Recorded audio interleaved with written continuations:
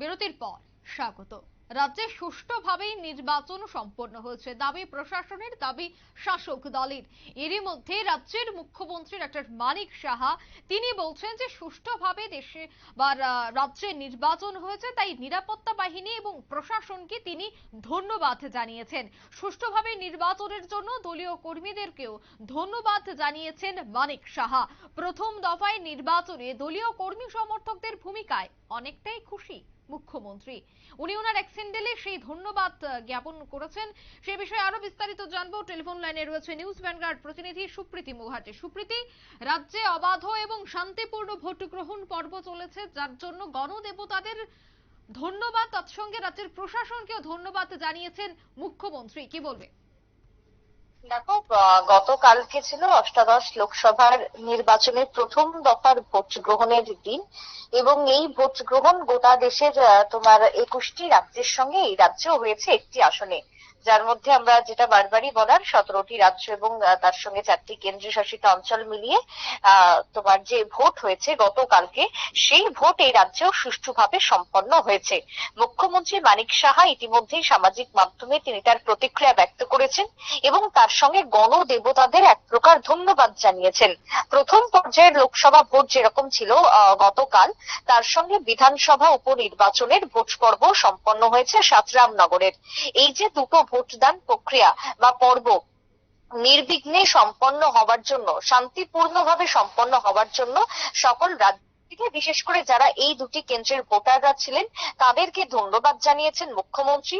এবং তার সঙ্গে যারা এই ভোটের কাজে জড়িত ছিলেন, বিশেষ করে নিরাপত্তার কাজে যে বাহিনীরা এসেছেন বাইরে থেকে, বা নিরাপত্তার খাতিরে রাজ্যের যে আরক্ষা প্রশাসন রয়েছে, এছাড়া যে সাধারণ প্রশাসনরা রয়েছেন ভোটের কাজে জড়িত, ভোট কর্মীরা যারা রয়েছেন, তারা প্রত্যেককে তারা নিজ নিজ দায়িত্ব সুন্দরভাবে সুষ্ঠুভাবে পালন করার জন্য মুখ্যমন্ত্রী এক প্রকার ধন্যবাদ জ্ঞাপন করেছেন সকলকে আন্তরিকভাবে।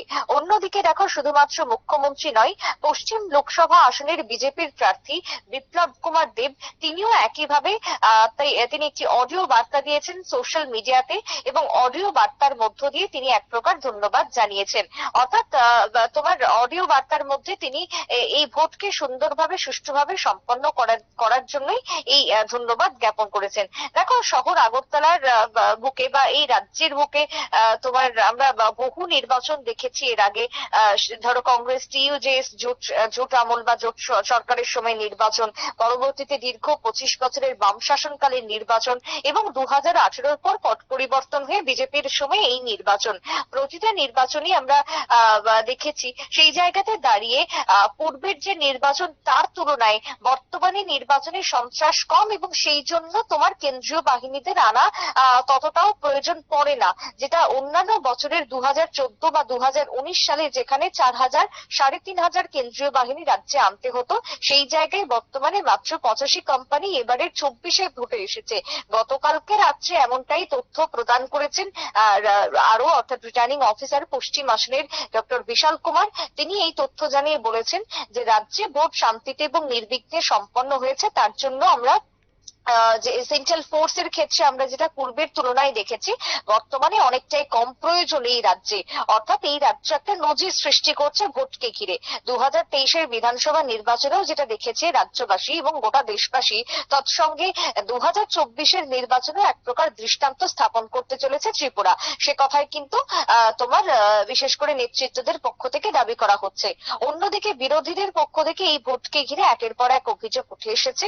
তারা ভোট প্রহসন, ভোটের রিগিং বা তোমার ছাপ্পা ভোটের অভিযোগ তুলেছেন। বারবার তারা কমিশনের দ্বারস্থ হয়েছেন। এখনো পর্যন্ত 6টি লিখিত অভিযোগ দায়ের করা হয়েছে কমিশনে, কিন্তু আপাত দৃষ্টিতে ভোট শান্তিতে এবং নির্বিঘ্নে সম্পন্ন হয়েছে। কোথাও কোনো সন্ত্রাস উঠে আসেনি। দু একটা জায়গায় বিক্ষিপ্ত ঘটনার ছবি উঠে এসেছে, ধরা পড়েছে, কিন্তু সেই ছবি খুবই স্বাভাবিক একটা গণতন্ত্রের নির্বাচনের ক্ষেত্রে, যে দাবিও করছে রাজনৈতিক মহল। আক্ষরিক অর্থে এবারের ভোট এক প্রকার সুষ্ঠুভাবে সম্পন্ন হওয়াতে ধন্যবাদ জ্ঞাপন সোশ্যাল মিডিয়া জুড়ে চলছে, বিশেষ করে হেভিওয়েট নেতৃত্বদের থেকে।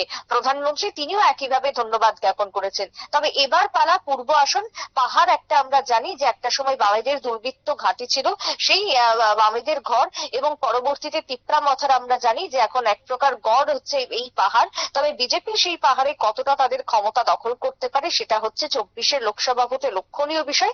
কিন্তু পাহাড়ের ভোট কতটা শান্তিপূর্ণভাবে হবে, এর আগে আমরা পাহাড়ের এডিসি ভোট দেখেছি, সেই জায়গাতে দাঁড়িয়ে এবারের লোকসভা ভোট পাহাড়ে কিরকম হবে সেদিকে কিন্তু এখন চোখ রয়েছে রাজ্যবাসীর। অঙ্কিতা। একদমই ধন্যবাদ সুপ্রীতি। অর্থাৎ এর আগেই পুলিশের মহানির্দেশক তিনি এক প্রকার বার্তা দিয়ে দিয়েছিলেন, কড়া বার্তা দিয়ে দিয়েছিলেন রাজ্যের প্রশাসনকে যে এবারের ভোট যেন রাজ্যে সুষ্ঠু এবং শান্তিপূর্ণভাবে করানো যায়, তার জন্য সজাগ দৃষ্টি রেখে মাঠে ময়দানে কাজ করতে হবে। বিশেষ করে ভোট গ্রহণ পর্বের দিন তাদেরকে সক্রিয়ভাবে কাজ করতে হবে। সেই মোতাবেক দেখা গেছে গতকাল রাজধানীর বিভিন্ন জায়গা অর্থাৎ পশ্চিম জেলার বিভিন্ন জায়গায় শান্তিপূর্ণভাবে ভোট গ্রহণ প্রক্রিয়া সম্পন্ন হলো। নিয়ে নিচ্ছে ছোট্ট একটি বিজ্ঞাপন বিরতি, সঙ্গে থাকুন।